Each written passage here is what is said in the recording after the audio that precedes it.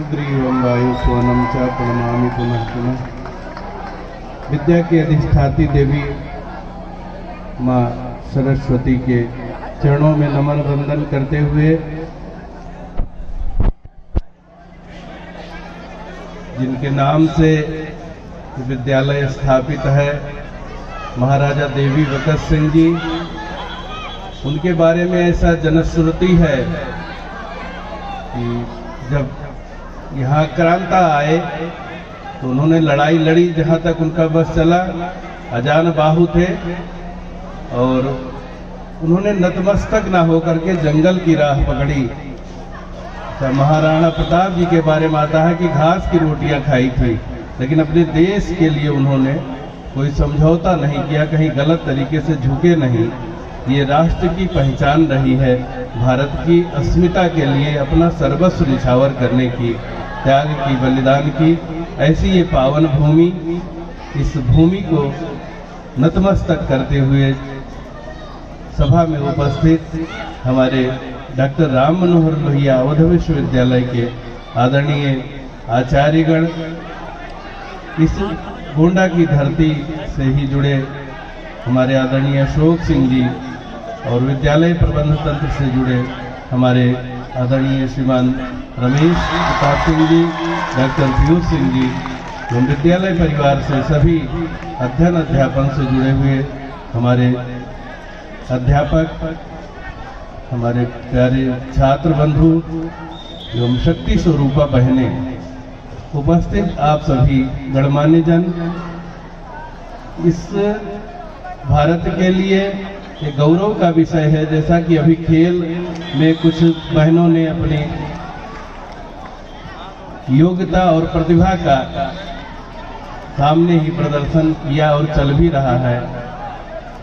एक सभा में तिरंगा यात्रा में नंदनी नगर में आने का अवसर प्राप्त हुआ था, तो मैंने कहा था कि बच्चे तो कहीं ना कहीं इधर उधर दिमाग लगाए रहते हैं। हमारे आदरणीय डॉक्टर साहब आशादेव मेमोरियल हॉस्पिटल के शुक्ला जी मौजूद हैं, श्री देवेंद्र मोहन शुक्ल जी, उन्हें भी नमन करता हूं।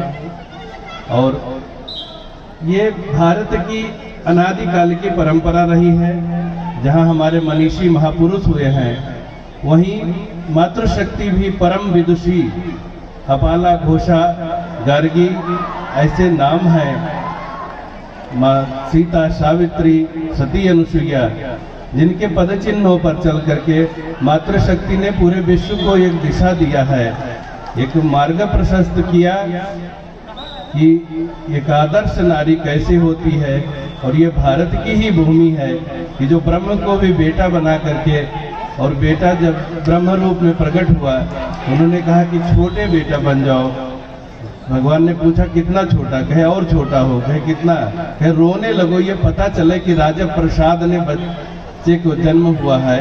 और वहाँ कुछ ऐसा किलकारियां मार करके विवश करने के लिए, तो ये भारत की ही भूमि है कि जो ब्रह्म को भी बेटा बना करके और किलकारी मारने के लिए मजबूर कर दे।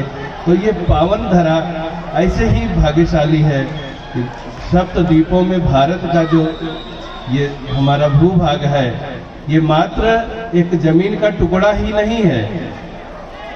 इंग्लैंड, अमेरिका, जापान कितनी भी तकनीक में आगे चला जाए, मंगल पर जीवन खोज ले, लेकिन भारत ने हर वक्त जीवन में मंगल खोजा है। और वो आर्ष परंपरा, मनीषी परंपरा रही है कि हमारे जीवन में मंगल कैसे हो, वो चिंतन भारत ही दे पाया है। तकनीक में कोई आगे है और रहेंगे, हो सकते हैं, लेकिन जीवन मंगलमय कैसे हो, वो चिंतन मात्र हमारी आर्ष परंपरा और आर्य परंपरा ने दिया है। कुछ इतिहासकार हमारे हुए जो कहीं ना कहीं चाटुकारिता में और गुलामी के असर को नहीं गायब कर पाए थे दिमाग से। उन लोगों ने भारत का इतिहास ही गलत पढ़ाया, और वो गलत बहुत लंबी अवधि तक पढ़ाता गया, और हमारे बच्चे अपने असली इतिहास से नहीं परिचित हो पाए।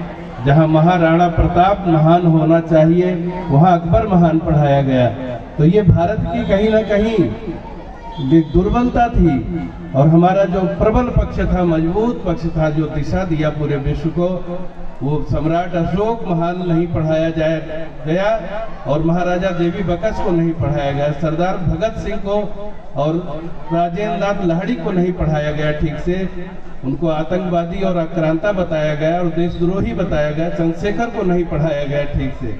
उसका कारण रहा कि हम आजाद होते हुए भी मानसिक रूप से गुलाम बने रहे। इस देश की अब आवश्यकता जगी और ये भारत का कहीं ना कहीं एक स्वर्णिम काल चल रहा है। इस देश के आदरणीय प्रधानमंत्री श्रीमान नरेंद्र भाई मोदी जी हुए और प्रदेश के मुखिया श्री योगी आदित्यनाथ जी महाराज हैं, जो आज हिंदुत्व का डंका पूरे विश्व में बज रहा है और हमारी संस्कृति और भारत का गौरव पुनर्प्रतिष्ठित होने के लिए पूरी तरह से। अब कोई ये नहीं कहता है कि भारत जाने में डर लगता है या रहने में डर लगता है। वो लोग भी अभी इसी धरती पर हैं जो कहा करते थे कि इस भारत में अब डर लगता है, उत्तर प्रदेश में डर लगता है या दिल्ली अब छोड़ना पड़ेगा। वो लोग भी यहीं रह रहे हैं। भारत ने डराने का काम नहीं किया है। भारत की संस्कृति सर्वे भवन्तु सुखिनः सर्वे सन्तु निरामयाः और सर्वे भद्राणि पश्यन्तु मा कश्चित् दुःख भाग् भवेत्। हमने वसुधैव कुटुम्बकम की अवधारणा पर अपने कार्य किए हैं और जीवन जिया है और लोगों को गले लगाया है। अब गले लगने वाले को सोचना पड़ेगा कि हम गले लग रहे हैं कि गला पकड़ रहे हैं। ये उन्हें विवश होना पड़ेगा सोचने के लिए। और अब उनकी हिम्मत नहीं है कि वो ये कह पाए कि भारत में अब डर लगता है। पुरस्कार वापसी की बात आई, उनको सोचना चाहिए कि वो पुरस्कार अपने प्रतिभा से ले पाए थे कि किसी तिकड़म से उनको जुगाड़ तकनीक एक है उससे मिला था। जो प्रतिभावान होता है उसके लिए कहीं कोई जुगाड़ और कहीं कोई तकनीक की जरूरत नहीं है। प्रतिभा तो जहाँ भी रहेगी। हमारे स्वर्गीय बाबू साहब लल्लन सिंह जी उपाख्य नाम जिनका प्रसिद्ध रहा, श्री वीरेंद्र बहादुर सिंह जी, जिन्होंने जो मार्ग दिखाया शिक्षा जगत, हमारे भैया रमेश प्रताप सिंह जी भी ले गए, उन्हीं के नाम पर सभागार और उन्हीं के द्वारा स्थापित ये पावन संकुल, ये नए आयाम नित्य स्थापित होते रहें। सच्ची श्रद्धांजलि यही है। और मैं भैया को पूरी तरह से एक आश्वस्त भी करूंगा। आपने कहा विषाद तो उसके लिए किया जाए जिसने कुछ किया ना हो जीवन में। रामायण में आया है कि सोचने के योग्य कौन कौन लोग हैं। आप सभी मनीषी हैं और पढ़ते हैं। चिंतनीय वही है जो कुछ कर न पाया हो और जिन्होंने इतना अच्छा आयाम यहाँ स्थापित किया। इस ग्रामीण क्षेत्र में शिक्षा और चिकित्सा का आपने ब्लड डोनेशन कैंप भी अभी लगाया। कितने लोगों की जानें बचेंगी उस ब्लड से। एक माँ एक दिन मिली, उसने कहा महाराज जी आपने जान बचाया मेरी, मुझको याद ही नहीं था कि क्या हुआ। कभी उसे रक्त की जरूरत रही, किसी से कह करके 2 बोतल खून भिजवा दिया गया था। वो पहली बार 10-5 साल में कभी मिली थी, जल्दी ही 2-4 दिन में। उसके अंदर इतनी प्रसन्नता थी। ये ब्लड जहाँ जा करके कोई एक्सीडेंट होगा, किसी को किसी तरह की पीड़ा रही होगी और वो कहीं रक्त अल्पता की उससे गुजरता होगा, उसे चढ़ेगा ब्लड। तो मैं ब्लड दानदाताओं को भी हृदय से साधुवाद देता हूँ और भैया अपने रमेश प्रताप सिंह जी को भी ये आश्वासन देता हूँ कि बाबूजी के ये पुण्य तिथि महापुरुषों की मनाई जाती है।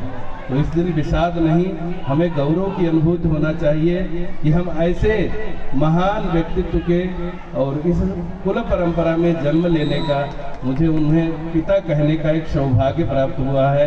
माता पिता देवतुल्य होते हैं। हमारे उपनिषद में घोष है, मातृ देवो भव, पितृ देवो भव, आचार्य देवो भव। माता पिता सबके अपने महत्वपूर्ण होते हैं जीवन में, लेकिन ये नाशवान संसार है, उसकी गति को कोई काल को बाधित नहीं कर सकता है। समय आने पर सबके साथ वो घटनाएं होंगी, चाहे हम हों, आप हों, राजा रंग जोगी, कोई भी हो उससे नहीं बचेगा। लेकिन उनके व्यक्तित्व, उनके बताए हुए रास्ते, उनके स्थापित किए हुए संकुल, ये सेवाएं चलती रहेंगी। तो निश्चित रूप से ये हर्ष का दिवस होना चाहिए, विषाद का नहीं। और मैं बार बार ऐसे महान विभूति को, महापुरुष को विनम्र श्रद्धांजलि देते हुए आप सभी को सादर प्रणाम। जय सिया राम। वंदे वंदे वंदे भारत माता की, भारत माता की। सादर नमन। जय श्री राम।